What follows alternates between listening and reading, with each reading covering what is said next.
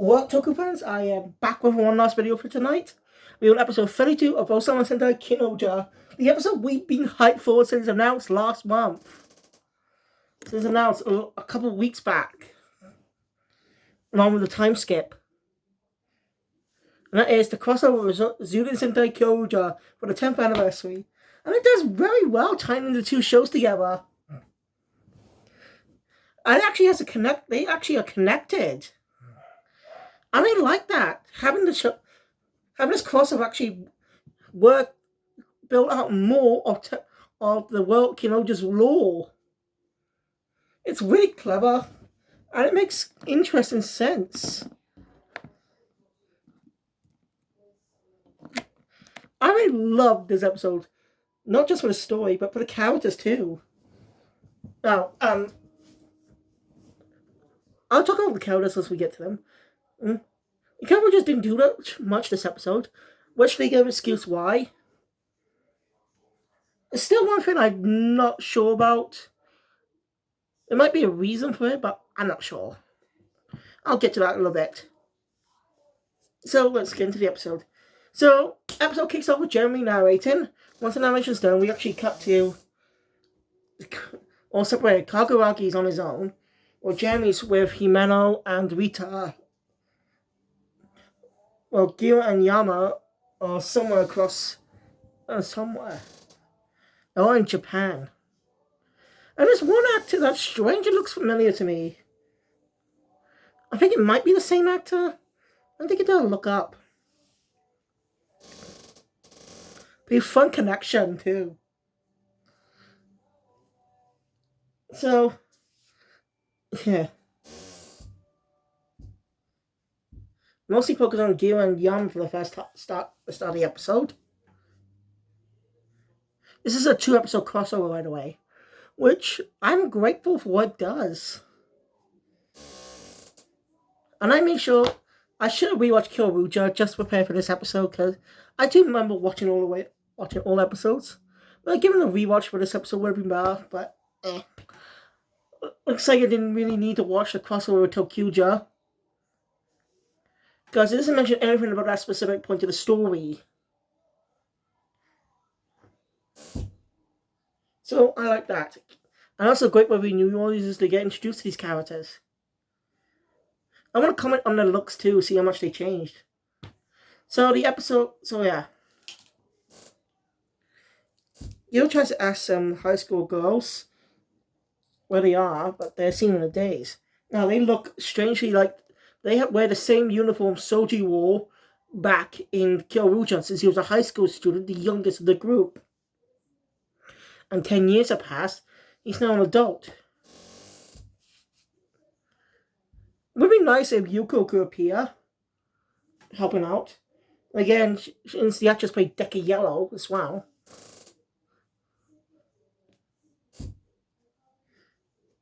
We don't know where the other ones are. They don't give you an excuse where the other ones are. They give an excuse for the originals. Like, we don't know what Daigo's dad is. We don't know what Kyo Violet or New Kyo or Rico. We don't know what the secondary characters are.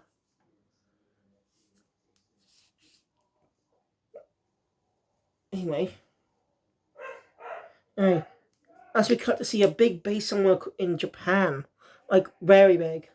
As we hear familiar sounding music, those who watch King-Ohger. The music that we hear every time we cut to the Day-Boss base. The return of the Day-Boss army. Must be the Grunts, who are known as Bibiks and Power Rangers.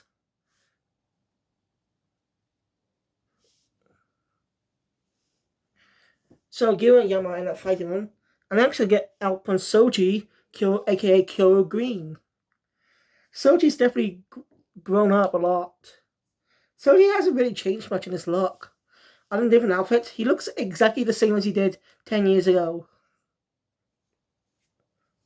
That's a compliment. Only actors are visually different. -1. He tells them to run, but since he doesn't know who they are. But of course, they stay and fight. As they both go transform. For some reason, Gil was the only one to transform. Yama couldn't. Why? That's the question. Yama couldn't transform. And Soji's by saying, "Are they a Sentai?" I'm looking forward to conclusion this weekend, but still, this is still my second. This is my second favorite episode compared to 29. Yes, that one's still my top 10 favorite episodes of King-Ohger. Just the way they really work with Jeremy's character. How he made a sacrifice to protect the kingdom and his friends. It's brilliant. I love that episode. Okay, nothing can beat. No other episode could beat that. I'm sorry. King-Ohger is my favorite one of my favorite seasons. Yes, but this episode is not top episode 29 for me. Of course, it's just my opinion.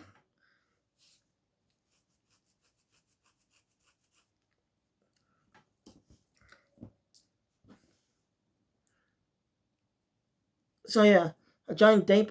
So one of the grunts becomes a big monster. I think he becomes a Bibisaur. I don't know. And someone jumped up and attacked it. This is Prince, a new character who's actually being trained by Soji in swordsmanship.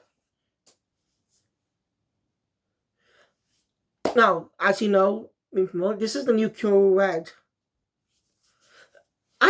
I don't hate the character. Like I said before when I talked about this, that I may end up liking the character. I'm not saying I was hating on him. I was giving the character a chance. I wasn't dissing him or anything. I want to say this. Why did they replace Daigo? I just said that the Killwitches aren't really complete without Daigo. Uchi's also absent from the story. Which is odd since he's the sixth teammate. He's a sixth teammate, but oh well.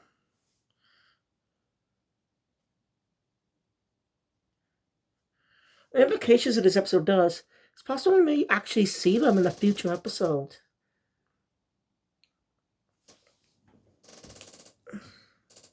Soji scolds Prince for where he used this for the swordsmanship he did. He was carelessly using it and it broke. Sword is like a partner. It makes sense Soji's training him on sword since Soji's main style was swordsmanship. King-Ohger, I did talk about how their character arcs were the main complex of those stories were quickly wrapped up for one episode, which I wish they could have stuck around for the entire season to deal with. Well, they got rid of those tropes quickly. It was a fun season, yes. I did have my complaints about that. Go check my review out on it if you want to. Like I said, I did a review on King-Ohger all the way back last year. So be sure to check it out.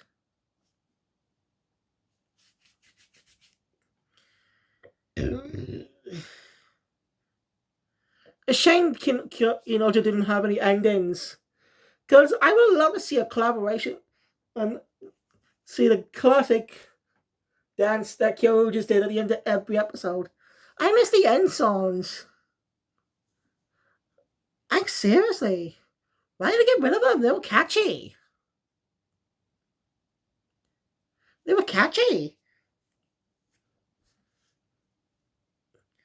Go Busters start implementing the dance. The end dances to the segments inspired by Precure franchise, which has an end dance every episode, which I think is very unique. But later seasons just got rid of it for some reason. I don't know why. Maybe just streamlined it. But it's just not. I kind of wish I had a catchy ending. Super Sentai is really likable for its catchy endings. Kamen Rider as well. Well, I'm not sure about Kamen Rider. Well, you know, for catchy openings.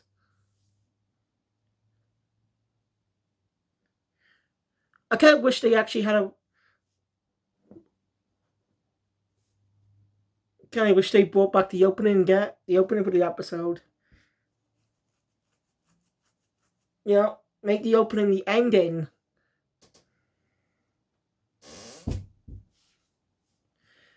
You know, I think they should have prepared for this and reran King-Ohger weekly until October. And they could have just reran King-Ohger episodes and its movie, they tie into this crossover episode.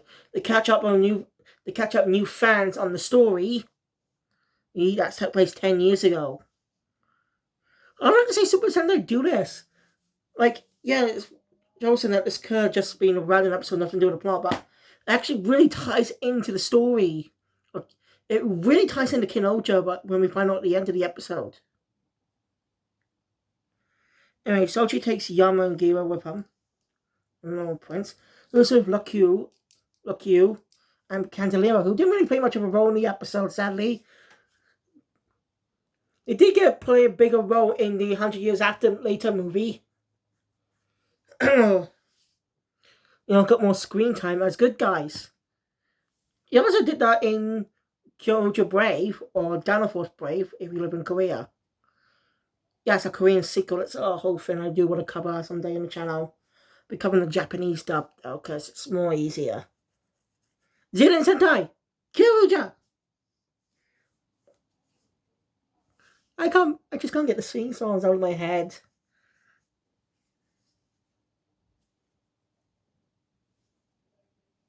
Anyway. Meanwhile, Kaguragi ends up meeting a gardener who looks strangely familiar. I might be wrong, but I think this might be the same actor who played the gardener in last year's season of Conway Geats. Yeah, the Yamato gardener. I swear he looks like him.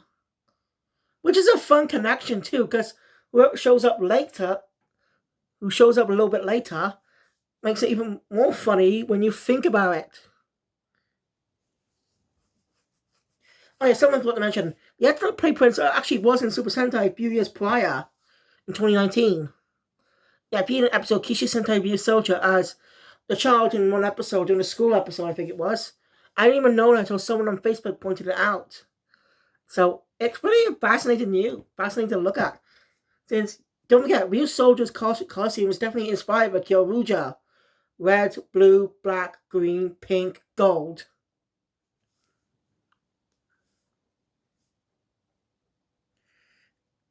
Anyway, the guy is attacked by a new monster, who's actually a combination of all the Day Boss generals from the original series. Yes, he currently switches the emotions of each of them. That's actually pretty interesting, since, don't forget, those characters have great ends.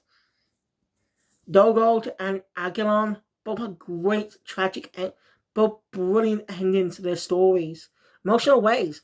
I like when Super Sentai writes the villains as more unique, that even though they're bad guys, you still feel a bit of sympathy for them. Still give them a bit of respect. I think that's pretty cool. I like it when Super Sentai does that. Shame they haven't done that with some of his recent villains. Not seeing all of recent seasons, okay? This is my first time. I don't think they're doing it with this season, sadly. I hope the next season does it, because I think all the main monsters of the series deserve a fitting end for the character arcs.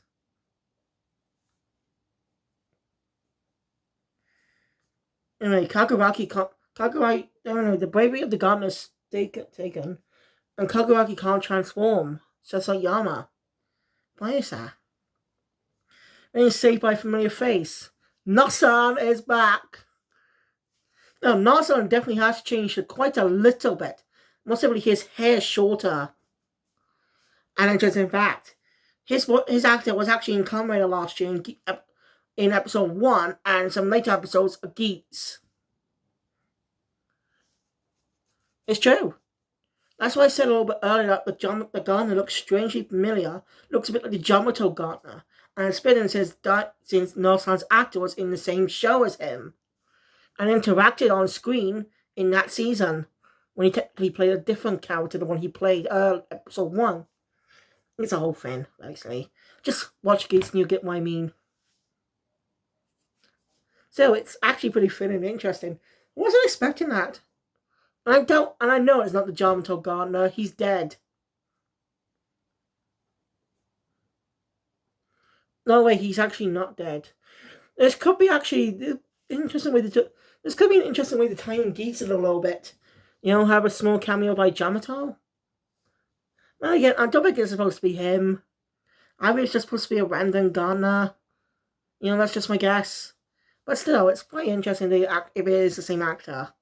Like I said, I'm not exactly sure because I'm not exactly good at telling differences between some Japanese people. I'm not trying to be racist or anything, no. I'm just saying to me, they look kind of similar. You know? But I can recognize some specific characters and stuff. As their amazing personalities. Nelson hasn't changed that. Nelson's still wearing the same old outfit he wore back 10 years ago. I mean, Nelson is using himself to kill Kaguragi. Interesting. That they escape. Meanwhile, Rita, Jeremy, and end up by in a cave with a mural, and that's when you meet Ian, aka Kuro Black. Ian's definitely got a similar outfit to he wore 10 years ago, but he's got longer hair. Of course, he says his iconic catchphrase, "Oh my!" Oh my! Ah, man, I really love these guys. If you're a Kyoto fan, you definitely know these guys. You enjoyed this episode a little more, but if you're new, this is a great introduction to these characters for you. And they give a brief explanation of what specifically happened 10 years ago in the season. So I really like that.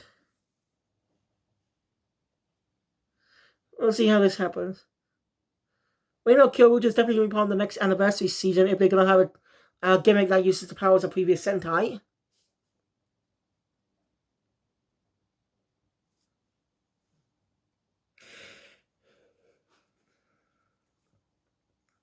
Basically, Ian, he's an archaeologist. Jeremy managed to calm down the situation. Ian basically similar in a way. Ian definitely goes a character. He was a little cold to the other characters because he didn't want the same thing happen to them. He was set on revenge and didn't want to lose by getting friends so he can lose them. But once he's a friend, he's loyal to loyal to the T. That's what's good about his character. He's a brilliant gunslinger too. Now, for instance, Jeremy's sword, because Jeremy uses a type of gun.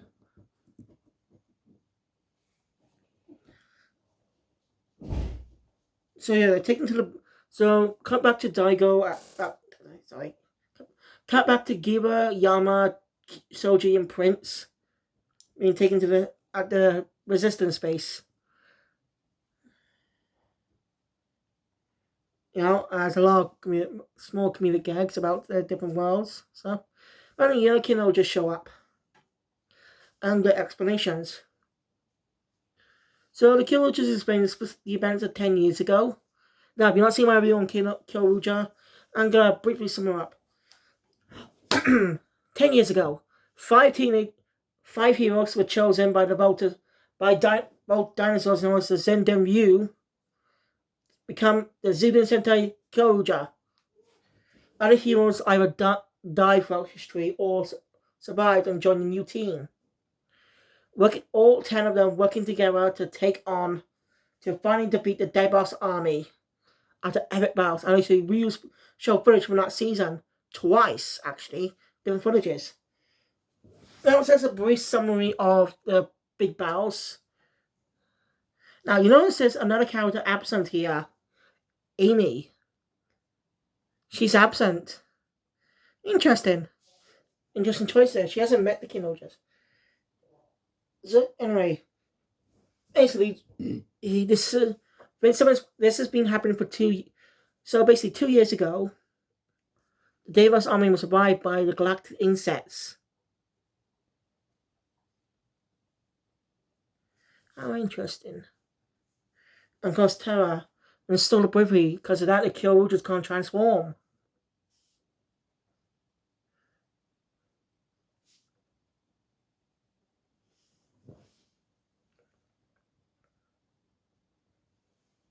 So anyway, Yama decides to help out Prince by fixing his sword. I don't know why he's using the sword. Maybe Soji thought that was the best way. And Soji best describes Prince. But first, They explain what happened to Daigo and Uchi. That day, Daigo and Uchi went off after them into space, going to hold on to fallen Earth. Until they arrive, till they come back, they'll have to take care of things on Earth.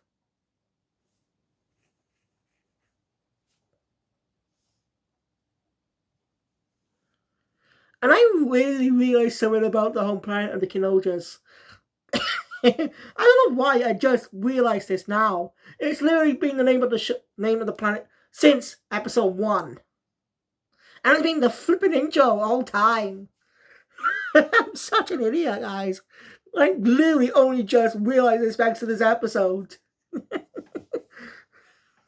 I'll get to that at the end of the year later. Hold on, let's move on. Anyway, Princess was sent back to Earth.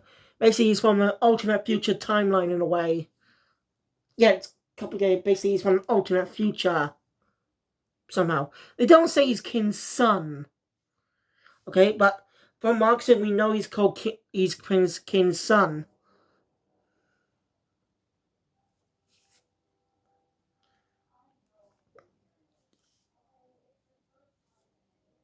So yeah, King's son. I actually like to see him make a new 10 years later movie with all the Kyo just teaming up, including Prince. Prince and Daigo facing off the bad guy together. That'd be pretty cool. Toy, make that happen. It'd be pretty fun. Continue that little story with one last movie. Tie it all together. Fun little tie-in movie with it. Oh. So it explains why Daigo and Uchi are in space, not here. But what is the actual reason in real life why they're not brought back for the story? After all, Kyoruja fans will definitely see all 6 Kyorujas team up. Instead, we got 4 border Kyorujas and a new character. I don't get why, but I don't hate it. Like I said before, I didn't hate the King Prince at all. Like, I was open to him. Okay, I just said, why did they replace Daigo or? He's just basically the heart of the Kyorujas. They just aren't complete without him, in my opinion. But still, I like Prince as a character. He definitely needs to go for growth to be just like his dad. Of course, they don't say he's King's son in this story. Since he wants to become the prince of the planet. Become king of the planet. Gil understands that Soji sees potential in Prince.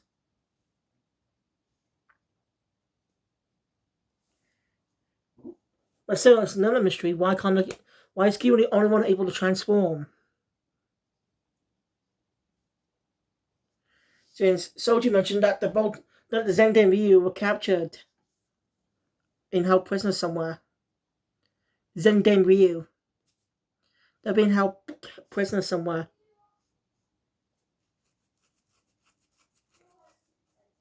About it, Prince can't exactly become a Kyoruja. I can't remember which one it was, but one of the Kino just mentioned similar to the Shoe Guards.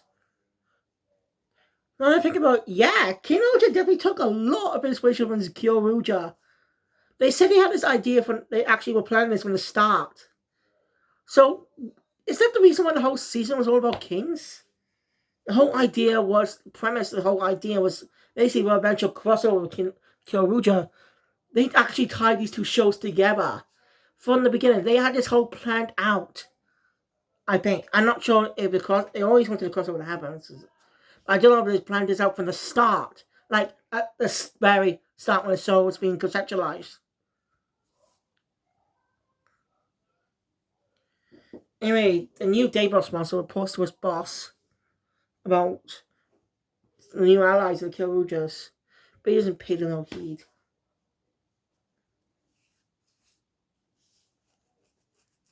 So yeah, Yama fixes the sword, and it's now a pretty cool color. It's basically the same sword, but now red, which makes it very unique and original. Basically, the great way to test this out is against Gira. As he brings his old persona out, A Tyrant King returns! Of course, he goes back to that. YouTuber doesn't write it. The YouTuber doesn't write his not really like that much. Gets annoying to him. It's on everyone's opinions. I just like his content, by the way. You should subscribe to him if you're a Sentai fan. He's been real King-Ohger since early this year. Seriously, I recommend it. Also, Thomas Shijubi, who does quick shorts about these episodes. Anyway, so yeah, after battling, Prince overcomes it, and eventually is brave, and actually gets accepted, not by one of the Voltosaurs, by God Kuwagata himself. Yeah, as Gimmick points out that since both the Shoe Guards and the Voltosaurs require partnerships to become partners with them, a bit of a partnership type of thing. He thought it might work similar with those spirits might contain their powers too. But it's a clever concept. Like I said, this seems like they've been planning this out from the start. Like they planned this from the whole beginning. That's interesting, if that's true. So yeah, a new Zenden Ryu power common world code sadly has been born as the Deimos attacks. Because the killer just go off and fight him. Since Gil's the only one who can transform, he and Prince transform together. It's pretty cool. It's weird hearing him say, "Babe, Ian, kill changer." I miss that samba music, but we'll be getting it next episode. Fire! It was pretty cool. King, Cure Red. Like, it's designed to be a while ago. I don't like its design. It's definitely actually using the same type of suit as Carnival. But with some uniqueness to make it its own. Like adding the shoulder pad with the cape from, like, similar to Gira's on Kuwagata suit. But replacing the bug logo with the Kyoruja logo. I think the helmets were used from the Carnival mode. I can't exactly remember, but still, it's got a cool design. Of course, since the other King-Ohgers can't transform, they still do a badass fight to this episode. as Prince and Gira finish off the day boss master. Everyone's bravery returns, but it's not over yet. The monster goes big. You think this is the episode ends now. We get 2 extra scenes. One, we finally get the appearance of Kyoru Pink Amy. She found the Voltosaurs. Then we cut to Ian and Jeremy. Jeremy had a theory early on. I just seen the new watched. He asked Ian what's the name of this planet. He doesn't understand, but calls it Earth. It says Earth, which you know what it says. And Jeremy to come to the conclusion that Terra is basically Earth in another universe. Basically, it's a separate galaxy. Basically, his father was human. Doesn't mean most of Terra are human. So his father was human, and most of the other people from Terra came from Earth, migrated from Earth to Terra. And Terra means Earth in the language. I don't know why I didn't realize that. Seriously, I didn't even know why I didn't realize that. But damn, I like the tied-in lore. They tie in the lore of like the mural has the Kyorujas on it, similar to the mural from King-Ohger. Again, connections. Like they're similar. King-Ohgers and Kyorujas are basically similar. Again, that's the whole point. They're designed to be similar in a lot of ways. It's really clever. They just really use Kyoruja as basically the same. So basically, King-Ohger is a sequel to Kyoruja, or a semi-sequel with some elements. Tying the 2 shows together. That's really cool, okay? I really think that's pretty cool. I don't think Sentai's done that before. Not since a Marvel era, where Marvel helped Cobra do some of the Sentai seasons back in the day. When one of the latest seasons, Sunroken, I think, references Battlefield J. So yeah, next episode, the Kyoryugers and King-Ohgers briefly team up in their epic battle. I cannot wait to see it. And the whole thing is just that maybe it's possible we will see Daigo and Uchi appear. But according to Counter Bios, they do somehow return to Earth. But I don't think that's a wise move. I think it'd be interesting to have Gyo actually team up with the real King. You know, two could get along real good. And Gyo could actually, and when they meet, Gyo could have some trouble with being King, and Daigo would give him advice, like some good advice, and they work together. Uchi as well. I really like the idea. I'm looking forward to the next episode of explaining why the King-Ohgers can't, like, King-Ohgers except Gyo can transform. I'm excited to know. I'll see you guys. So, thank you guys for watching. If you enjoy my content, please hit the thumbs up button. Want to see more, subscribe to the channel. Notification will be updated always comes up in the future. So this is long, but I love this episode, okay? I'm a King-Ohger fan, and good that I really watched the series. I'm excited for part 2 of the crossover, where they all fight together. I'm excited. Thank you. I'll see you guys next time. Sayonara.